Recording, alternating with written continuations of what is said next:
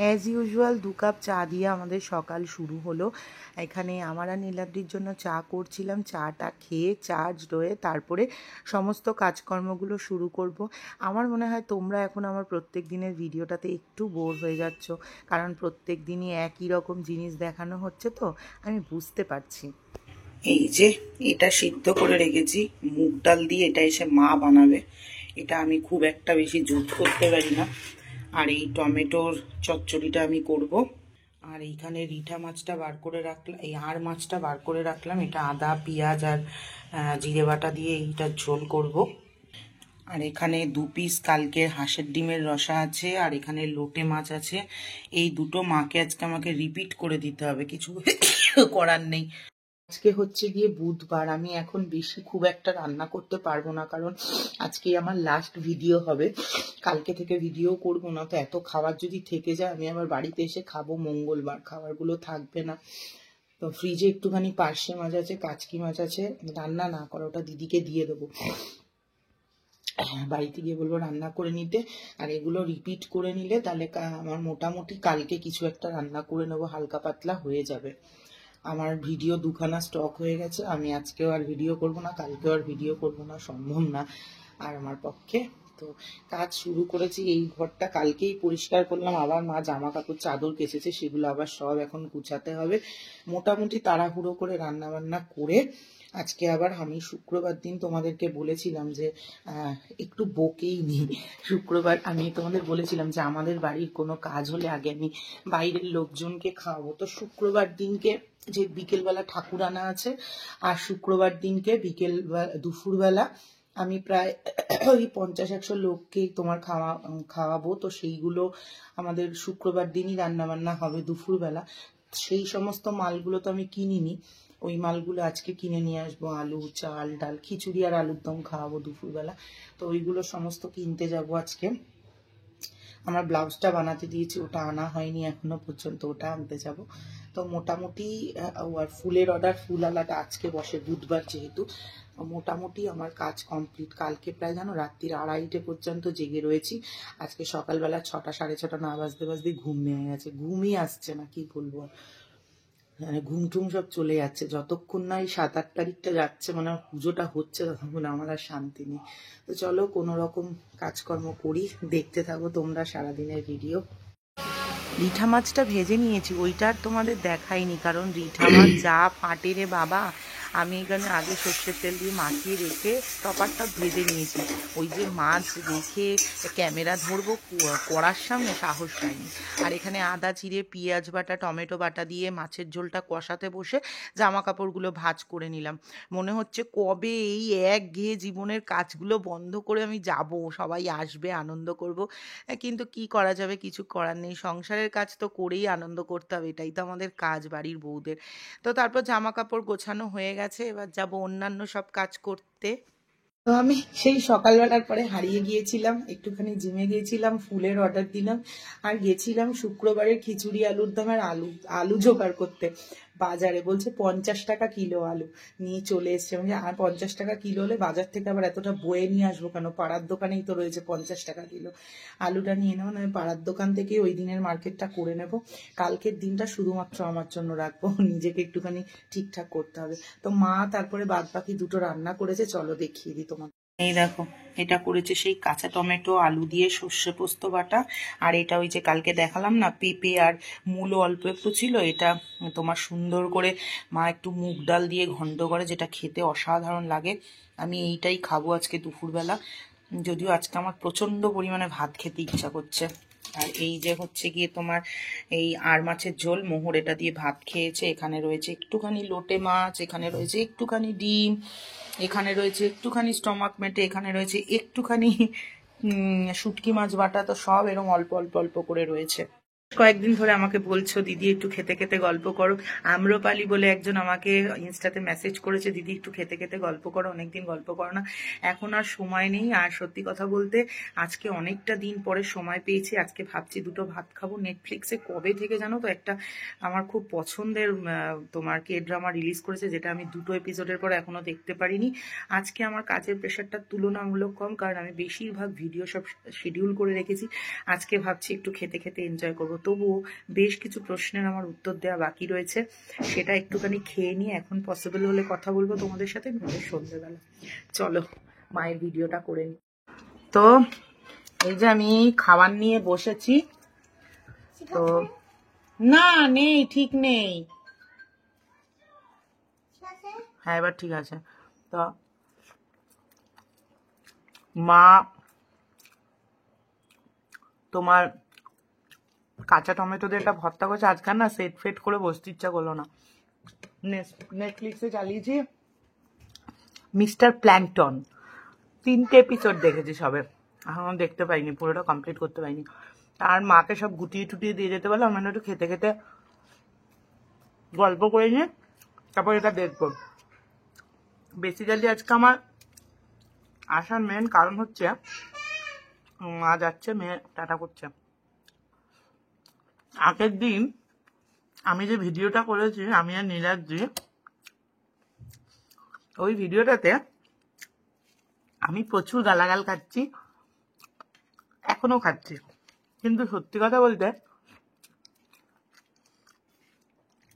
আমাকে যে সবাই কেন গালাগালটা দিচ্ছে, আমি একটু আগেও এই ভিডিও করতে বসার আগেও ভালো করে না তোমার ভিডিওটা চালিয়ে দেখলাম যে আমি কি এমন খারাপ করেছি বা কি এমন খারাপ বলেছি।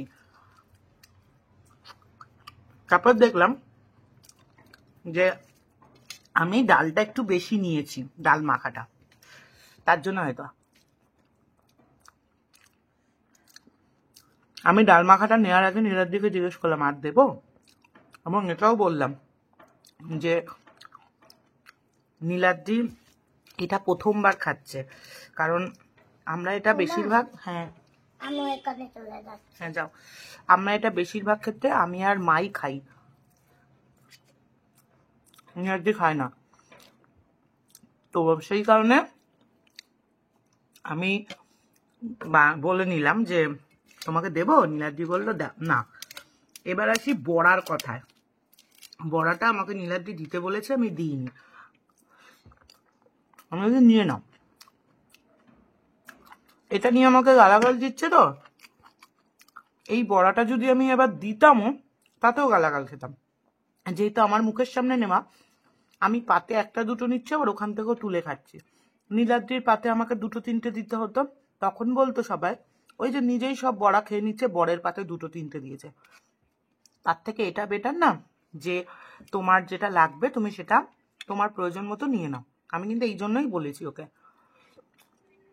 আরো দু একজন বলেছে খাবার বড়াটা তো নিজের সামনে রেখে দিয়েছ, বড়াটা আমার সামনে রেখে দিয়েছে এটা দেখলো, ডিম পাতুরিটা যে নীলাদ্রির সামনে রাখা এটা কিন্তু কেউ বললো না। আমাকে বললো আমি আমার বর খেতে দিই না। মানে সত্যি কথা বলছি, বিশ্বাস করো যে কথাটা বলেছ, নীলাদ্রি মেসেজটা দেখে বলছে কি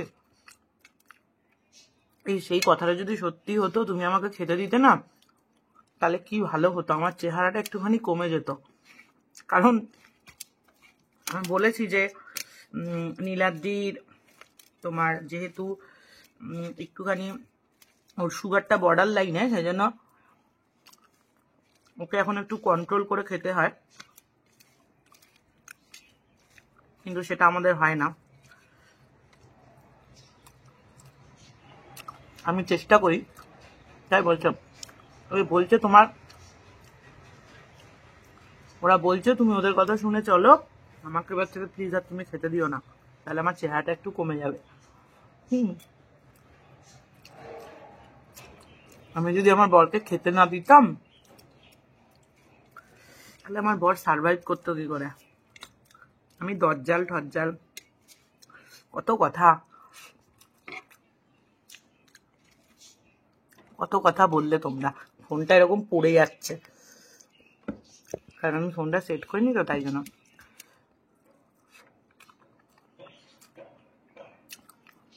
এর থেকে বেটার হয় আমি আর নীলাদ্রি কখনো একসাথে ভিডিওই করবো না, আমার মনে হয় ওটাই বেটার হবে। কারণ যখনই আমি আর নীলাদ্রি ভিডিও করি তখনই দেখি নানান রকমের কথা আসে, আমারও আর ভাল লাগে না এক এক সময়। কারণ এখন আমি সত্যি নিজের টেনশনে রয়েছি প্রচন্ড পরিমাণে, এই পুজো টুজো নিয়ে। তারপরে এই কমেন্টগুলো দেখলে আমি আজকেও বলতাম না, কারণ আমি জানি আমি যাই বলতে যাব কিনা সেটা তোমাদের ভালো লাগবে না, বা সেটাকে আবার অন্যরকম ভাবে বলা হবে। আমাকে ওই কমেন্টের মাঝখানেও আমাকে অনেকে বলেছে, দিদি সবাই এরকম কমেন্ট করছে, তুমি প্লিজ কিছু বলো। আমি কতজনকে বলবো? যারা জীবনে কোনোদিনও কমেন্ট করেনি, ওই ভিডিওতে এসে আমাকে তারা গালাগাল দিয়ে গেছে। মাঝে মাঝে এরকম হয়। আমি দেখেছি নীলাদ্রির আমি ভিডিও বললেই সবাই আমাকে ক্রিটিসাইজ করতে বসে যায়। তার থেকে বললাম না, নীলাদ্রির মতো খাবে, আমি আমার মতো খাবো। কারণ ভালো লাগে না সবসময় শুনতে। এক একজন তো পরিবারের দিকে চলে গেছে, আমি আমার শ্বশুর শাশুড়িকে খেয়েছি। আমার বর তখন অনেক ছোট, আমার শাশুড়ি যখন মারা গেছে, আমি তো দূর থাক নেই।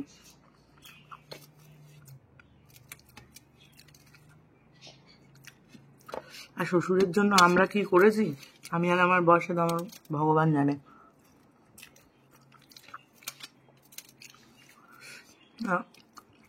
সেটার ক্ল্যারিফিকেশন আমি তোমাদের দিতে বসবো না, এবং আমি চাইও না। আর একজন আমাকে কমেন্ট করেছে, ছোট লোক ফ্যামিলি থেকে উঠে এসছো তো, বড় লোক পরিবারে পড়েছো। কে বড় লোক? আমার বররা। আমি যখন আমার বরকে বিয়ে করেছি না, তখন আমার বর 5,500 টাকা মাইনে পায়, ঠিক আছে? আর আমি তখন মাস গেলে অন্তত 10 থেকে 12,000 টাকা মাইনে পাই, মানে ইনকাম করি। আমি আমার বরকেই বিয়ে করেছি, বড় লোক বর দেখে বিয়ে করিনি। আর এই যে ঘরে পুট্টি করা, নিচে টাইলস বসানো, এগুলো আমার পয়সা দিয়ে হয়েছে। এরকম বাড়িটা ছিল না, আমার পয়সা দিয়ে মানে করা হয়েছে। আমি ইউটিউব থেকে ফার্স্ট পেমেন্ট পেয়ে শোধ করেছি। এই বাড়িটার যে কাজটা হয়েছে, 4% ইন্টারেস্টে একজনের থেকে টাকা নিয়ে আমরা কাজ করেছি এই বাড়িটা, মানে এই ঘরের উপরের কাজটা, এই ঘরটা। সেই টাকাটা আমি ইউটিউবে প্রথম পেমেন্ট পাওয়ার পরে,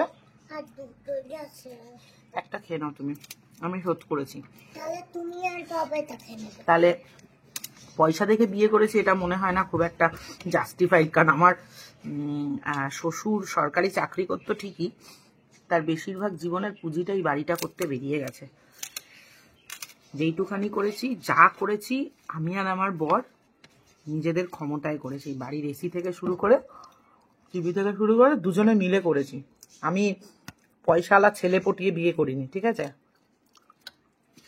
তারপরে দাঁড়িয়েও আমার শ্বশুরের যেইটুখানি যা আছে সেটার কিন্তু 2টো ভাগ, আর আমার মায়ের যেইটুখানি আছে তার সম্পূর্ণ ভাগিদার আমি একা। তাহলে বড় লোকটা কে, আমি না আমার বর, তাই না? আমার মায়ের যদি 2 কাঠা জমিও বাড়িতে থাকে, সেটা পুরোটাই আমার একার। আর আমার বরের যে 2 কাঠা জমি আছে, সেটাতে 1 কাঠা তার এবং 1 কাঠা তার ভাইয়ের। সেটা সবকিছুর ক্ষেত্রে 2টো ভাগ। তাহলে বড় লোক ছেলে পটিয়েছি। হ্যাঁ, বড় লোক ছেলে পটালে টাটা বিল্লার মতো ছেলে পটাতাম। জীবনে ওরকম অপশন অনেক পেয়েছি, মাথাতেই আছি। তোমার মাথায় এত সুন্দর সুন্দর বুদ্ধি।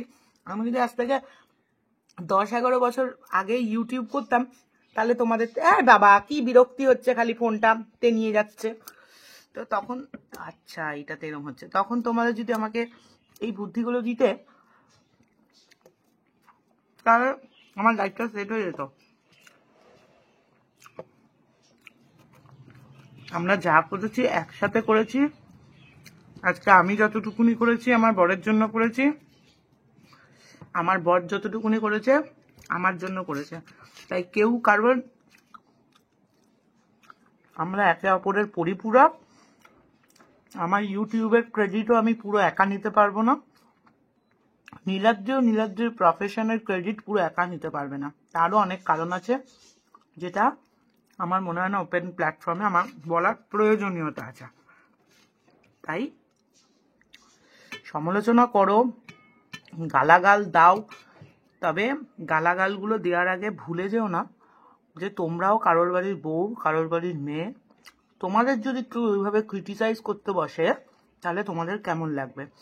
আর একজন একটা খুব ভালো কমেন্ট করেছে যে আমরা বাড়িতে স্বামীর সাথে তো ন্যাকা ন্যাকা ব্যবহার করি না,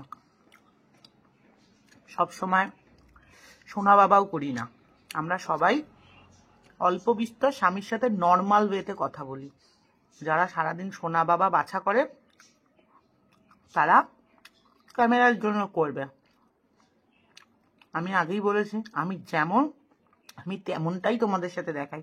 এই যে দেখো আমার চুলটা উপরে তোলা, আমি খেতে বসেছি, আমি পারলে একটু সেজে গুজে বসতে পারতাম। আমি ঘরোয়া খাবার খাচ্ছি, ঘরে বসে খাচ্ছি, তাই জন্য তোমরা এরকম দেখাচ্ছি। খাবার আসলে একটু লিপস্টিক লাগিয়ে বসি, আমার ভালো লাগে। আমি জানি লিপস্টিকটা আমি খেয়ে ফেলি,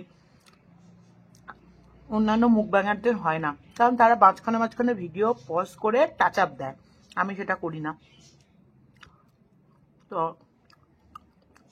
আমি আলাদা করে বলি, আমি অন্যায় করলে আমাকে অবশ্যই ক্রিটিসাইজ করো, কারণ সবসময় ভালো কমেন্ট পেতে থাকলে সেই জায়গাটা শুধরানোর মতো এনার্জিটা থাকে না। তো লাইফে ভালো জিনিসের যেমন দরকার আছে, সেই জিনিসটাকে ক্রিটিসাইজ করারও দরকার আছে, কিন্তু সেটা তো অন্য ওয়েতে চলে যায় মাঝে মাঝে।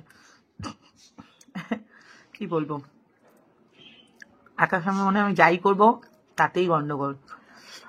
একজন বলেছে তুমি তোমার রুটটা ভুলে যাও না, আমি কোনোদিন আমার রুট ভুলিনি, আর এটা আপনি কোনোদিনও ভুলবেন না, কারণ আমি জানি আমি কি কোথা থেকে বিলং করি। ব্যাপারটা এরকম হয়ে গেল, একটা মানুষ বস্তিতে জন্মেছে বলে তাকে সারা জীবন বস্তিতেই সার্ভাইভ করতে হবে।